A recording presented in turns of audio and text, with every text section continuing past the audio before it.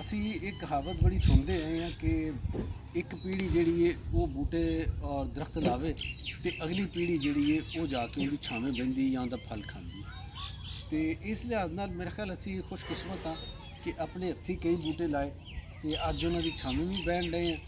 ਤੇ ਗਰਮੀ ਦੇ ਨਾਲ ਜਦੋਂ ਹਰ ਜਾਨਵਰ ਔਰ ਇਨਸਾਨ ਜਿਹੜਾ ਹੈ ਉਹ ਪਰੇਸ਼ਾਨ ਹੈ ਔਰ ਉਹਨੂੰ ਸਮਝ ਨਹੀਂ ਲੱਗਣ ਡਈ ਕਿ ਮੈਂ ਕਿੱਥੇ ਪਨਾਹ ਲਵਾਂ, ਉਦੋਂ ਇਹ ਸਾਡੇ ਹੱਥ ਦੇ ਲੱਗੇ ਕੁਝ ਦਰਖਤ ਜਿਹੜੇ ਨੇ ਇਹ ਬੜੇ ਵੱਡੇ ਬਣ ਗਏ ਨੇ ਔਰ ਉੱਥੇ ਉਹਨਾਂ ਦੀ ਛਾਂ ਦੇ ਵਿੱਚ ਪਰਿੰਦੇ ਵੀ ਬਹਿੰਦੇ ਨੇ ਔਰ ਜਾਨਵਰ ਵੀ ਔਰ ਇਨਸਾਨ ਵੀ। ਇਹ ਉਹ ਕੁਝ ਦਰਖਤ ਨੇ ਇਹ ਜਿਹੜੇ ਮੈਂ 5 ਸਾਲ ਪਹਿਲੇ ਲਾਏ ਸਨ ਤੇ ਇਹ ਤਰੀਕਾ ਨੇ। ਇਹ ਤੁਸੀਂ ਵੇਖੋ ਕਿ ਕਿੰਨੀ ਸੋਹਣੀ ਛਾਂ ਬਣ ਗਈ। ਹੁਣ ਇਹਦੇ ਉੱਤੇ ਧਰਕੋਨੇ ਵੀ ਲੱਗੇ ਨੇ ਇਹਦੇ ਉੱਤੇ ਤੇ ਇਹ ਧਰਕੋਨਿਆਂ ਦੇ ਨਾਲ ਅਗਲੇ ਸੀਜ਼ਨ ਦੇ ਵਿੱਚ ਨਵੇਂ ਵੀ ਕਈ ਤਰੀਕਾਂ ਹੋਣਗੀਆਂ। ਤੇ ਇਹ ਪੂਰੀ ਲਾਈਨ ਜਿਹੜੀ ਹੈ ਘਰਾਂ ਦੇ ਅੱਗੇ ਇਹ ਇੱਥੇ ਤਰੀਕਾਂ ਲਾਈਆਂ ਗਈਆਂ ਸੀ ਤੇ ਇਹ ਤਰੀਕਾਂ ਦੇ ਨਾਲ ਵੇਖੋ ਤੁਸੀਂ ਇਹਦੇ ਨਾਲ ਪੂਰੀ ਜਿਹੜੀ ਇਹ ਲੋਕੈਲਿਟੀ ਉੱਥੇ ਕਿੰਨਾ ਚੰਗਾ ਬਣ ਗਿਆ, ਇੱਕ ਮੰਜ਼ਰ ਬਣ ਗਿਆ। ਲੇਕਿਨ ਇੱਕ ਹੋਰ ਗੱਲ ਜਿਹੜੀ ਨਾਲ ਕਰਨ ਲਈ ਖਾਲੀ ਇਹ ਵਾਲਾ ਪਾਸਾ ਨਹੀਂ ਹੈਗਾ। ਅਸੀਂ ਤਰੀਕਾਂ ਜਿਹੜੀਆਂ ਲਾਈਆਂ ਉਹ ਇਸ ਪਾਸੇ ਵੀ ਲਾਈਆਂ, ਇਹ ਬਾਅਦ 'ਚ ਲਾਈਆਂ। ਇਹ 5 ਸਾਲ ਪਹਿਲੇ ਲਾਈਆਂ ਸੀ ਤੇ ਇਹ ਵਾਲੀਆਂ ਜਿਹੜੀਆਂ ਤਰੀਕਾਂ ਨੇ ਇਹ 3 ਸਾਲ ਪਹਿਲੇ ਲਾਈਆਂ ਤੇ ਇਹ 3 ਸਾਲ ਵਾਲੀਆਂ ਵੇਖੋ ਤੁਸੀਂ ਇਹ ਵੀ ਜਵਾਨ ਹੋ ਗਈ। ਇੱਕ ਹੋਰ ਜਿਹੜੀ ਗੱਲ ਹੈ ਕਿ ਇੱਕ ਵੱਡੀ ਸਾਨੂੰ ਇੱਥੇ ਸ਼ਿਕਾਇਤ ਮਿਲੀ ਹੈ, ਵੇਖਿਆ ਵੀ ਅਸੀਂ ਕਿ ਜਿਹੜੇ ਨਿੰਮ ਦੇ ਦਰਖਤ ਨੇ ਉਹ ਘਟਦੇ ਜਾਂਦੇ ਨੇ। ਤੇ ਨਿੰਮ ਦੇ ਦਰਖਤ ਇਸ ਵਾਸਤੇ ਘਟਦੇ ਨੇ ਕਿ ਲੋਕਾਂ ਦੀ ਦਿਲਚਸਪੀ ਨਹੀਂ ਹੈਗੀ ਸਾਡੇ ਦੇਸੀ ਜਿਹੜੇ ਦਰਖਤ ਨੇ ਉਹਦੇ ਬਾਰੇ ਪਹਿਚਾਣ ਔਰ ਉਹਦੇ ਫਾਇਦੇ ਤੋਂ ਲੋਕ ਅਗਾਹ ਨਹੀਂ ਹੈਗੇ। ਅਸੀਂ ਨਿੰਮ ਦੇ ਦਰਖਤ ਲਗਾਏ ਔਰ ਇਸ ਪਾਸੇ ਤੁਸੀਂ ਵੇਖੋ ਕਿ ਇਹ ਵੀ ਅੱਗੇ ਵੀ ਤੇ ਇਹ ਨਿੰਮ ਦੇ ਦਰਖਤ ਲੱਗੇ ਨੇ ਤੇ ਇਹ ਮਾਸ਼ਾਅੱਲਾ ਹੁਣ ਆਪਣੇ ਪੈਰਾਂ 'ਤੇ ਹੋ ਗਏ ਨੇ, ਜੜ੍ਹਾਂ ਇਹਨਾਂ ਫੜ ਲਈਆਂ ਨੇ ਜ਼ਮੀਨ ਦੇ ਵਿੱਚ ਤੇ ਅਗਲੇ 2 ਸਾਲਾਂ ਦੇ ਵਿੱਚ ਇਹਨਾਂ ਦੀ ਭਰਵੀਂ ਛਾਂ ਵੀ ਹੋਵੇਗੀ। ਤੇ ਨਿੰਮ ਦੇ ਪੱਤਿਆਂ ਬਾਰੇ ਤਾਂ ਤੁਹਾਨੂੰ ਪਤਾ ਹੀ ਕਿ ਇਹ ਮੈਡੀਸਨਲ ਵੈਲਿਊ ਰੱਖਦੇ ਨੇ। ਇਹਨਾਂ ਨੂੰ ਤੋਂ ਇਹਨਾਂ ਦੇ ਕਾੜਾ ਬਣਾ ਕੇ ਜ਼ਖਮਾਂ ਦੇ ਉੱਤੇ ਲਾਈਦਾ ਤੇ ਉਸ ਪਾਣੀ ਨੂੰ ਜ਼ਖਮ ਧੋਈਦੇ ਨੇ ਤੇ ਐਂਟੀਸੈਪਟਿਡ ਹੁੰਦੇ ਨੇ। ਇਸੇ ਤਰ੍ਹਾਂ ਇਹਨਾਂ ਦੀ ਮਮੂਲੀਆਂ ਜਿਹੜੀਆਂ ਹੁੰਦੀਆਂ ਨੇ, ਬਹੁਤ ਸਾਰੀਆਂ ਬਿਮਾਰੀਆਂ ਨੇ ਜਿਹੜੀਆਂ ਉਹ ਮਮੂਲੀਆਂ ਖਾਣ ਨਾਲ ਕੱਟੀਆਂ ਜਾਂਦੀਆਂ। ਕਈ ਦਵਾਵਾਂ ਦੇ ਵਿੱਚ ਮਮੂਲੀਆਂ ਪੈਂਦੀਆਂ।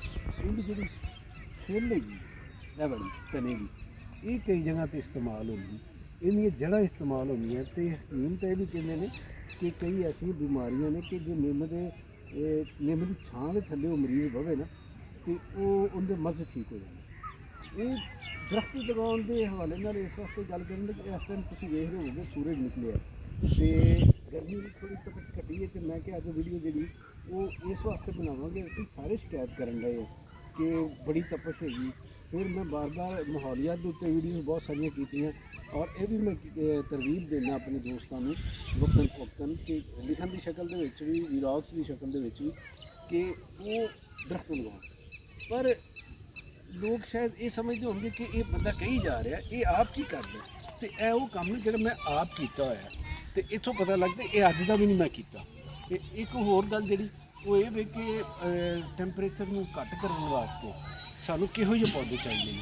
ਤੇ ਜੇ ਤਾਂ ਅਸੀਂ ਝਾੜੀਆਂ ਲਾ ਕੇ ਨਾ ਕੋਈ ਛੋਟੀਆਂ 8 ਫੁੱਟ 7 ਫੁੱਟ ਤੇ ਸਮਝੀਏ ਕਿ ਗਰਮੀ ਘੱਟ ਜਾਣੀ ਟੈਂਪਰੇਚਰ ਘੱਟ ਜਾਣਾ, ਤੇ ਇਸ ਤਰ੍ਹਾਂ ਨਹੀਂ ਹੋਣਾ।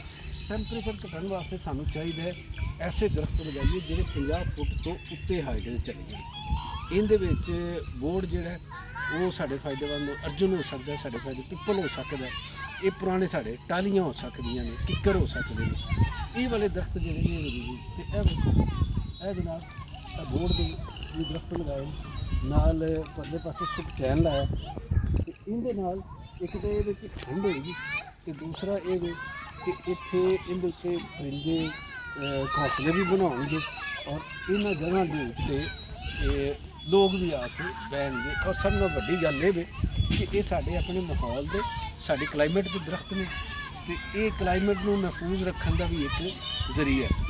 ਇਹ ਮੈਨੂੰ ਪਤਾ ਹੈ ਕਿ ਹਰ ਜਗ੍ਹਾ ਦੇ ਉੱਤੇ ਇੰਨੀ ਗੁੰਜਾਇਸ਼ ਨਹੀਂ ਹੈਗੀ ਕਿ ਏਡੇ ਵੱਡੇ ਦਰਖਤ ਲਗਾਏ ਜਾਣ, ਖਾਸ ਤੌਰ ਸ਼ਹਿਰਾਂ ਦੇ ਵਿੱਚ। ਪਰ ਜਿੱਥੇ ਜਿਵੇਂ ਹੁਣ ਪਾਰਕ ਹੈਗਾ ਤੇ ਪਾਰਕ ਦੇ ਇਰਦ ਗਿਰਦ ਜਗ੍ਹਾ ਹੈਗੀ ਸੀ, ਇੰਨੀ ਗੁੰਜਾਇਸ਼ ਹੁੰਦੀ ਕਿ ਵੱਡਾ ਤੁਸੀਂ ਦਰਖਤ ਲਗਾ ਸਕੋ। ਤੇ ਤੁਹਾਡੇ ਤੁਸੀਂ ਜਿਹੜੀ ਜਗ੍ਹਾ 'ਤੇ ਰਹਿੰਦੇ ਜੇ ਜਿਹੜੀ ਲੋਕੈਲਿਟੀ ਉਹਦੇ ਇਰਦ ਗਿਰਦ ਕੋਈ ਐਸੀ ਜਗ੍ਹਾ ਅਗਰ ਹੈਗੀ ਤੇ ਛੋਟੇ ਦਰਖਤਾਂ ਦੇ ਨਾਲ ਜਿਹਦੇ ਨਾਲ ਹਰਾ ਭਰਾ ਜ਼ਰਾ ਮਾਹੌਲ ਲੱਗੇ ਉਹਦੇ ਨਾਲ ਜ਼ਰੂਰੀ ਹੈ ਕਿ ਵੱਡੀ ਹਾਈਟ ਦੇ ਜਿਹੜੇ ਦਰਖਤ ਨੇ ਉਹ ਵੀ ਲਗਾਓ। ਤੇ ਇਹਦੇ ਨਾਲ ਤੁਸੀਂ ਆਪ ਮਹਿਸੂਸ ਕਰੋਗੇ ਕਿ ਕੁਝ ਅਰਸੇ ਬਾਅਦ ਮਾਹੌਲ ਬਦਲ ਜਾਏਗਾ। ਅਸੀਂ ਹੁਣ ਤੱਕ ਯਾਨੀ ਆਪਣੀ ਇੰਡੀਵਿਜੂਅਲ ਹੈਸੀਅਤ ਦੇ ਨਾਲ ਮੈਂ ਗੱਲ ਕਰਨ ਲਿਆ ਕਿ 50,000 ਦੇ ਕਰੀਬ ਦਰਖਤ ਲੱਗ ਗਏ ਮੈਂ ਆਏ ਦਿਹਾੜੀ ਲੋਕਾਂ ਦੀਆਂ ਵੀਡੀਓਜ਼ ਵੇਖਦਾ ਵਾਂ, ਕੋਈ ਗੋਦ ਲੈ ਰਿਹਾ ਕਿਸੇ ਦਰਖਤ ਨੂੰ, ਕੋਈ ਕੁਛ ਕਰ ਰਿਹਾ, ਲੇਕਿਨ ਉਹ ਜਿਹੜਾ ਕੰਮ ਕਰਦੇ ਪਏ ਠੀਕ ਕਰਦੇ ਪਏ, ਪਰ ਮੈਨੂੰ ਸ਼ੱਕ ਹੈ ਵੀ ਕਿ ਤੁਸੀਂ ਜਿਹੜੀ ਚੀਜ਼ ਦਾ ਦਾਅਵਾ ਕਰਦੇ ਜੇ ਉਹਦਾ ਟਰੈਕ ਰਿਕਾਰਡ ਇੱਕ ਹੁੰਦਾ। ਅਗਰ ਜਿਵੇਂ ਤੁਸੀਂ ਕੋਈ ਕੁਆਲੀਫਿਕੇਸ਼ਨ ਹੈ ਤੁਹਾਡੇ ਕੋਲ, ਤਾਂ ਉਹਦਾ ਕੋਈ ਸਰਟੀਫਿਕੇਟ, ਕੋਈ ਸਨਦ, ਕੋਈ ਡਿਗਰੀ ਹੁੰਦੀ। ਇਸੇ ਤਰ੍ਹਾਂ ਜਿਹੜਾ ਬੰਦਾ ਬਾਗਬਾਨ ਹੈ, ਜਿਹੜਾ ਬੰਦਾ ਦਰਖਤ ਲਗਾਉਂਦਾ ਹੈ, ਉਹਦੇ ਕੋਲ ਇੱਕ ਰਿਕਾਰਡ ਹੁੰਦਾ ਕਿ ਉਹਨੇ ਫਲਾਂ ਸੰਨ ਦੇ ਵਿੱਚ ਕਿਹੜੇ ਦਰਖਤ ਕਿੱਥੇ ਲਾਏ ਸੀ ਤੇ ਉਹਨਾਂ ਦੀ ਹੁਣ ਹਾਲਤ ਕੀ। ਇਹ ਕੋਈ ਗੱਲ ਨਹੀਂ ਹੁੰਦੀ ਕਿ ਤੁਸੀਂ ਫਟਾਫਟ ਦਰਖਤ ਲਾਈ ਜਾਓ ਤੇ ਉਹਨਾਂ ਦੀ ਦੇਖਭਾਲ ਦਾ ਇੰਤਜ਼ਾਮ ਨਾ ਹੋਵੇ, ਪਾਣੀ ਦਾ ਇੰਤਜ਼ਾਮ ਨਾ ਹੋਵੇ, ਕੇਅਰ ਨਾ ਹੋਵੇ, ਉਹ ਜਾਨਵਰ ਖਾ ਜਾਣ ਤੇ ਜਾਂ ਪਾਣੀ ਨਾ ਮਿਲਣ ਦੀ ਵਜ੍ਹਾ ਨਾਲ ਸੁੱਕ ਜਾਣ, ਤੇ ਉਹ ਦਰਖਤ ਲਗਾਉਣ ਦਾ ਫਾਇਦਾ ਨਹੀਂ। ਇਸ ਵਾਸਤੇ ਦਰਖਤ ਤੁਸੀਂ ਭਾਵੇਂ 10 ਲਾਓ ਹਰ ਸਾਲ, 20 ਲਾਓ, 100 ਲਾਓ, 1000 ਲਾਓ, ਜਿੰਨੀ ਗੁੰਜਾਇਸ਼ ਹੈ ਤੁਹਾਡੀ, ਪਰ ਉਹ ਦਰਖਤ ਜਿਹੜੇ ਨੇ ਅੱਗੇ ਵਧਣੇ ਚਾਹੀਦੇ ਨੇ, ਉਹਨਾਂ ਦੀ ਨਸ਼ੋ ਨੂੰ ਪੂਰੀ ਹੋਣੀ ਚਾਹੀਦੀ। ਤੇ ਅੱਜ ਦੀ ਵੀਡੀਓ ਜਿਹੜੀ ਇਸ ਪੈਗਾਮ ਦੇ ਨਾਲ ਹੈ ਕਿ ਜਨਾਬ ਐਸੇ ਦਰਖਤ ਜ਼ਰੂਰ ਲਾਓ ਕਿ ਆਉਣ ਵਾਲੀਆਂ ਨਸਲਾਂ ਉਹਦੀ ਛਾਂ ਬਹਿਣ, ਉਹਦਾ ਫਲ ਖਾਣ, ਤੇ ਪਰਿੰਦੇ ਉਹਦੇ 'ਤੇ ਘਰ ਬਣਾਉਣ ਤੇ ਤੁਹਾਨੂੰ ਦੇਵਾਂਗੇ। ਜੀਂਦੇ ਰਹੋ ਬਸ।